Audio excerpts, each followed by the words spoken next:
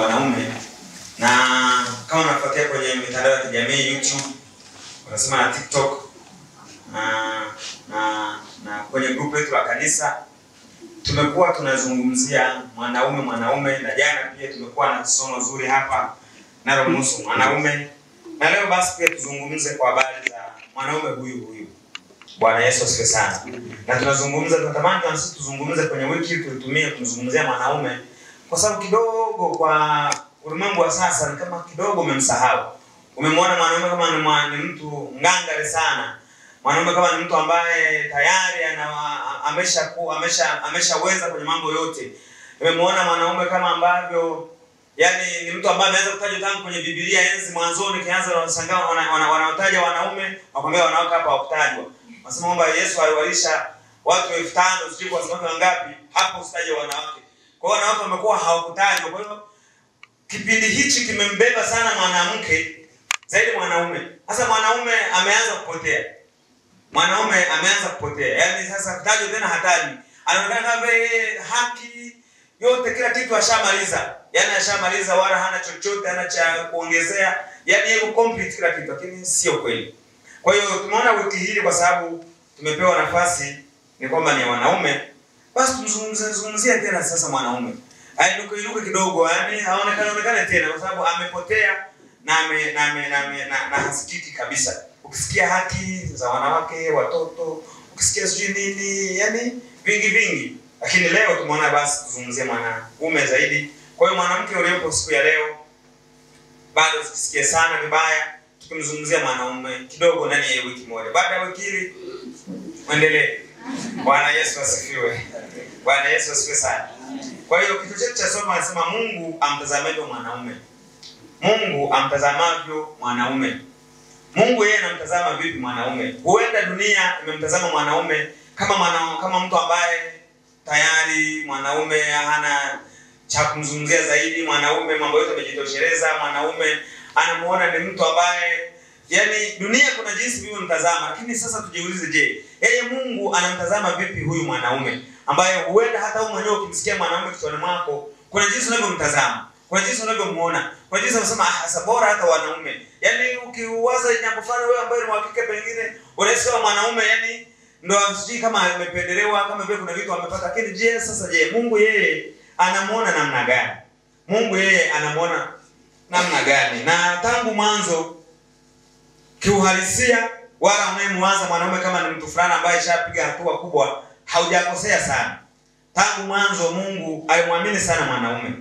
Alimwamini sana mwanaume. Ukisoma kwenye kitabu cha Mwanzo, ipo mara mbili. Ukisoma ile mwanzoni inamuonyesha kama Mwanzo 1:26 kama inamuonyesha mwanaume na mwanamke. Lakini ukienda sura ya pili inamuonyesha kama vile ni mwanamke tena anatokea kwenye ubavu wa mwanaume. Lakini mwanzoni kwenye uumbaji anaonyesha kwamba Mungu akawaumba mtu mume na mtu mke. Lakini ukienda sura ya pili unamuona sasa tena mwanamke anatokea ndani ya ubavu wa mwanaume. Lakini uhalisia ni kwamba Mungu aliwaumba wote mwanzo. Lakini huenda ambaye alianza kuexist ni mwanaume. Akaamini ndani ya mwanaume anaweza katokea mwanamke. Kwa hiyo tunamuona kama Mungu alimwamini sana mwanaume tangu mwanzo, na akaamua amkasimishe au amtangulize ndani ya dunia, ili kupitia yeye aweze kuweka msingi wa watu wengine wanaokuja, akiwepo mwanamke. Bwana Yesu asifiwe sana. Bwana Yesu asifiwe. Hatutaliacha kusoma neno letu ambalo liko kwenye Wakorinto, ambao pia ni msingi ambao tumekuwa tunatembea nao sana, lakini nitaomba tutaanzia mstari wa 3. Wakorinto wa kwanza sura ya 11 mstari wa 3, tuone kwamba pale mwanaume anasemaje. Kama kuna mtu amefika kwa haraka, Wakorinto wa kwanza anaweza kusomea 11:3. Waraka wa Mtume Paulo kwa Wakorinto wa kwanza sura ya 11 mstari wa 3 inasema, lakini nataka mjue kuwa kichwa cha kila mwanamume ni Kristo, na kichwa cha mwanamke ni mwanamume, na kichwa cha Kristo ni Mungu. Kila mwanamume asalipo au anapohutubu, naye amefunikwa kichwa, yuaibisha kichwa chake, bali kila mwanamke asalipo au anapohutubu bila kufunika kichwa, yuaibisha kichwa chake. Amen. Kwa maana ni sawa sana yule aliyenyolewa. Mpaka hapo. Bwana Yesu asifiwe sana. Hapo Mungu wakati anaweka mpangilio wa dunia, cha kwanza anaweka mpangilio wa kiroho. Na jambo la kwanza, Mungu anapomuona mwanaume, anamuona mwanaume kama mfano na mwakilishi wake duniani. Anamuona kama ni mfano na mwakilishi wake duniani. Mwanzoni hapo akabidi amweke mwanaume na aweke hierarchy, kwamba nani yupo, nani anafuata na nani anafuata. Kwa hiyo yeye Mungu ndiye muumba wa yote. Lakini cha kwanza alichokifanya, akamweka mwanaume kama mwakilishi na mfano wake wa Mungu kwake duniani. Bwana Yesu asifiwe sana. Bwana Yesu asifiwe. Unamuona anataja hapo kwamba mwanaume yeye ni kichwa cha mke wake.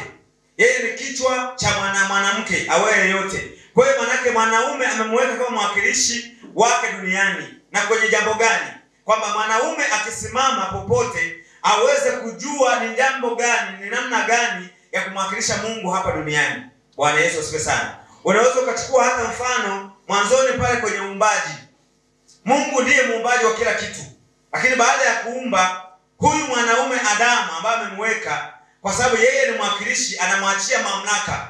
Ewe Adamu ambaye nimekuumba kwa sura, kwa uwezo, kwa ufahamu na kwa namna mbalimbali. Wapo wanyama hawa, wapo uumbaji huu unaofuata baada yako wewe. Hebu nauomba sasa uite majina, ungetamani waitweje? Ukijifanyia reference wewe kama Adamu, huu uumbaji mwingine wote unatamani uitwe namna gani? Kwa hiyo Mungu anamkasimisha mwanaume mamlaka yake ya kiungu kwa mwanaume kwa sababu anamwamini.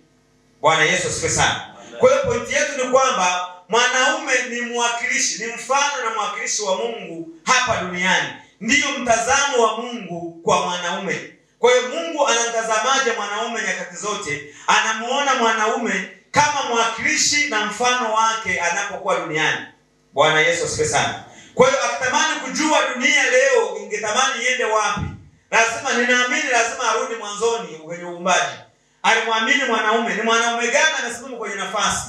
Ni mwanaume gani ambaye ni muagize maagizo makubwa kama haya? Kwa hiyo mwanaume ni mtu ambaye anaaminika wa kuagizwa mambo makubwa mazito ambayo kwamba wengine walioko duniani bado hawawezi. Nikisema hawawezi na maanisha sijajua kama namaanisha mwanamke, lakini sijui wako wangapi duniani. Maana duniani wapo wanaume na wapo wanawake. Kwa hiyo lakini akitaka kuleta maagizo makubwa, mambo mazito makubwa, lazima ayapitishe kwa mwanaume. Bwana Yesu asifiwe. Kwa nini mwanaume? Kwa nini mwanaume? Zipo fakta kadhaa. Kwa nini mwanaume? Kwa hiyo cha kwanza ni kwamba ujue kwamba mwanaume, wewe ule mwanaume na wewe ule mwanamke, mtambue mwanaume kwamba ni mfano na mwakilishi wa Mungu. Anamwakilisha hata kwenye mamlaka za kimaamuzi ambazo mmoja wapo ni kama hizo. Kwamba mwanaume anaagizwa fanya 1, 2, 3. Fanya hili na lile na lile. Kwa hiyo mwanaume jua na jifahamu na jitambue kwamba wewe ni mwakilishi wa Mungu duniani. Jambo la pili, Mungu anapomuona mwanaume, anamuona mwanaume kama kiongozi bora wa familia. Ni mwanaume ni mfano bora na mwakilishi na kiongozi bora wa kanisa, na mwanaume ni kiongozi bora pia wa taifa. Bwana Yesu asifiwe sana. Bwana Yesu asifiwe. Hebu tusomee Timotheo wa kwanza 3. Daudi nono na Mike na najua uko haraka. Timotheo wa kwanza 3:1 hadi 4. Waraka wa Timotheo wa kwanza 3 mstari wa kwanza nasema, neno la kuaminiwa, mtu akitaka kazi ya askofu atamani kazi njema, basi imempasa askofu wa mtu asiyelaumika, mume wa mke mmoja, mwenye kiasi na busara, mtu wa utaratibu, mkaribishaji, ajuaye kufundisha, si mtu wa kuzoelea ulevi, si mpiga watu, bali awe mpole, si mtu wa kujadiliana, wala asiwe mwenye kupenda fedha. Amen. Bwana Yesu asifiwe. Unganisha hapo pia na Tito 1:5 hadi 9. Tito 1:5 Biblia inasema, kwa sababu hii alikuacha Krete ili yatengeneze yaliyopunguka na kuweka wazee katika kila mji kama vile nilivyokuamuru. Ikiwa mtu hakushtakiwa neno, naye ni mume wa mke mmoja, ana watoto waaminio, wasioshtakiwa kuwa na fisadi wala wasiotii. Maana imempasa askofu awe mtu asiyeshtakiwa neno, kwa kuwa ni wakili wa Mungu. Asiwe mtu wa kujipendeza nafsi yake, asiwe mwepesi wa hasira, asiwe mlevi wala mgomvi, asiwe mpenda mapato ya aibu, bali awe mkaribishaji, mpenda wema, mwenye kiasi, mwenye haki, mtakatifu, mwenye kudhibiti nafsi yake, akilishika lile neno la imani vile vile kama alivyofundishwa, apate kuweza kuwaonya watu mafundisho yenye uzima na kuwashinda wenye kupinga. Amen. Bwana Yesu asifiwe. Nikianza neno la pili la Tito, huyo ni Timotheo akiongea kwa Tito, akimwelekeza Tito kwa habari za namna gani ya kufanya na namna gani ya kutenda. Na Tito anaenda na anapanda wazee kwenye makanisa mbalimbali. Anawapanda wazee ili waweze kulitunza na kulionya kanisa na kuendelea kulichunga. Bwana Yesu asifiwe sana. Kwa hiyo tunamuona pia hapo anazungumzia habari za sifa za askofu. Askofu awe ni mtu wa namna gani? Anataja habari za familia pale, anataja habari za kanisa, anataja lakini hata habari za taifa. Ni namna gani mtu kama askofu anapaswa kuwa na vigezo vyake ambavyo anaweza kawa navyo. Bwana Yesu asifiwe sana. Bwana Yesu asifiwe. Na tunamzungumzia askofu basi upande wa mwanaume. Kama kuna maaskofu wa kike, lakini wapo huenda. Japo juzi nilikuwa naongea na mchungaji mmoja, mchungaji Maganga, akaniambia huko chuo cha Biblia sasa sijui wanawake hawasimikwi. Hata baba mchungaji, hivi ina ukweli au nimechukua vibaya? Anasema kwa TAG mwanamke hasimikwi. Yaani hasimikwi. Sasa sijajua waskofu je? Na waskofu anza asipati. Bwana Yesu asifiwe. Kwa maana tukizungumzia askofu hapa, tunamzungumzia askofu mwanaume. Huenda wapo maaskofu lakini kwa TAG tukichukua reference hiyo, maana askofu mwanamke hatuna. Sasa hapa nazungumzia, unaweza kuona sifa za huyu askofu. Huyu askofu ni askofu wa namna gani? Kwa hiyo Mungu anamtazama mwanaume kama askofu wa kanisa. Anamtazama mwanaume kama askofu wa familia. Lakini anamtazama mwanaume kama kuhani au askofu wa taifa. Bwana Yesu asifiwe sana. Ndio maana hapa anatoa vigezo kadhaa vya askofu. Anamtaja kwenye familia au na vigezo gani. Kwa hiyo Mungu anamtazama mwanaume kama mtu wa kuweza kutunza familia yake. Anataja hata habari za watoto. Unawezaje, analindaje watoto? Anakaaje na watoto? Watoto wake wako namna gani? Anasema si watoto wanaotajwa kwa ufisadi. Ni watoto wa namna gani? Kwa hiyo anaona mwanaume ana kusudi na kumwachia ya kuweza kutimiza mambo ya kifamilia, mambo ya kanisa na mambo ya kitaifa. Bwana Yesu asifiwe sana. Kwa hiyo mwanaume ni mtu ambaye anaheshimiwa sana na Mungu. Mwanaume ni mtu ambaye Mungu anamtazama kwa mtazamo wa tofauti. Akija kuuliza maelekezo yoyote ya familia, lazima aje kwa mwanaume. Ewe mwanaume, familia hii mbona inakuwa hivi kulikoni? Bwana Yesu asifiwe sana. Kama anasema mtoto mpumbavu ni mzigo kwa mamaye, lakini kwa Mungu anauliza, ewe mwanaume, mshika maagizo na maelekezo. Familia hii kulikoni, kwa nini inakuwa hivi? Bwana Yesu asifiwe sana. Ungeongea sana, hapana. Ni matendo.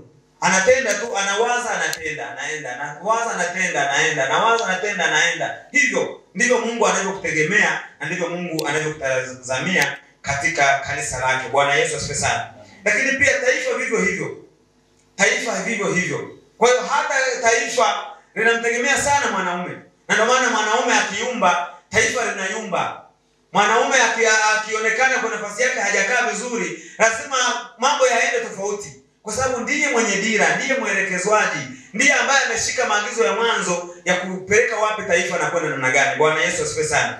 Wanawake si kwamba hamwezi, mnaweza, lakini sana mnahitaji sasa uende kwa mwanaume kuuliza, hivi kulikoni, hiki na hiki naenda namna gani? Hiki na hiki nafanikaje? Bwana Yesu asifiwe sana. Bwana Yesu asifiwe.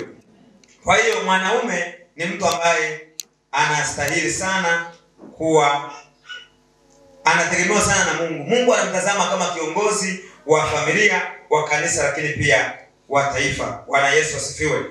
Lakini pia mtazamo wa Mungu kwa mwanaume, anamuona mwanaume kama mtoa dira na mwongozo wake duniani.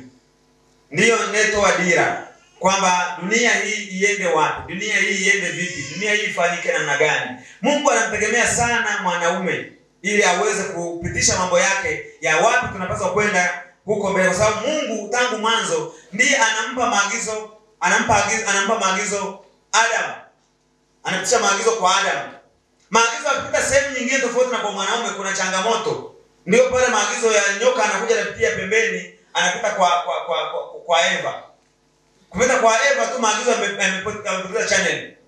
Yapopita tu kwa Eva sehemu nyingine tofauti na ambapo yapaswa yapite mwanzoni, tayari dunia ikayumba. Tayari dunia ikaenda tofauti na ilivyo. Bwana Yesu asifiwe sana. Kwa hiyo mwanaume amekuwa ni mtu ambaye ndiye anayeweza kujua hiki, ana uwezo wa kupembua hiki ni sahihi au hiki sio sahihi. Ndio maana wanaume wanashangaa wako, yani si waongeaji sana hivyo. Kwa sababu lazima kwanza kitu akitafsiri kwanza, akiangalie, akilinganisha na maagizo ya mwanzo. Lakini mwanamke akipewa hapo kitu kimeenda. Yani moja kwa moja. Yani anakipokea hivyo, anakitoa hapo. Lakini mwanaume akipokea kwanza anakimeza. Anakaa nacho, anatembea nacho, anazunguka nacho, hivi na hivi. Mwisho baada kutoa maagizo tayari ameshakichakata na kutupatia maamuzi. Bwana Yesu asifiwe sana. Kwa hiyo ndio maana mwanaume ni mtu ambaye anaogopwa. Kwa sehemu zote sababu kumwambia neno akanyamaza, asikujibu. Sasa kwa nini mtu ajibu huyu? Au amelipotezea? Lakini analifahamu na analo. Bwana Yesu asifiwe sana. Juzi niko boda shop, nikakutana na mama mmoja anakuja anakimbia sana. Anakuja, bwana naomba ufunge reli zangu zote, sio unaanza wakara na gani? Zote naomba hizi zote uzifunge. Kwa sababu gani? Yule mhudumu anamuuliza, "Kwa nini unataka ufunge reli?" Kuna mtu amenipigia simu. Alikuwa hapa maelekezo mbalimbali kwenye simu. Ameniambia nimtajie namba yangu, mtajia ya kwanza, kamtajia ya pili. Kumbe alikuwa anatapeli. Nataka mtapeli hela. Kwa akataja namba ya kwanza, namba ya pili, namba ya tatu, namba hizo za mbona nitajie, akazimaliza. Sasa baada kwanza anaenda kumwelekeza aende kwenye miamara, namna ya kufanya muamara. Mbona kesi kuelewi? Akasema kwani hauna mtu hapo au mwingine ananilia akuelekeze? Akasema kuna mtu hapa yupo, naweza nikampa simu ongee naye. Akasema umpe, lakini sio mwanaume. Yaani anamwambia sio mtu jinsia ya kiume. Kama kuna mtu wa kike mpa, anaweza kumuelekeza. Ila kwa kiume au simpe. Kwa hiyo akamwambia, tuambia hao ni matapeli, wako wanataka kutapeli. Sasa bwana alikuwa hataki nimpe wa kiume. Nilichojiuliza. Yaani anasema kama kuna mtu mwingine wa kusaidia au ni wa kike, ila sio wa kiume. Kwa hiyo hata kama ni mtoto tu mdogo, ila anaogopa kama ni mwanaume, anajua ni mtu wa kulizo sana mwanaume. Kujiuliza hii kwa nini? Hii kwa nini? Kwa hiyo tapeli moja kwa moja. Akipewa mwanaume mimi nimeumbuka. Lakini kwa wanawake, wanaweza kacheza naye. Naweza kacheza naye kwa sababu nampeleka mwisho nitafika. Bwana Yesu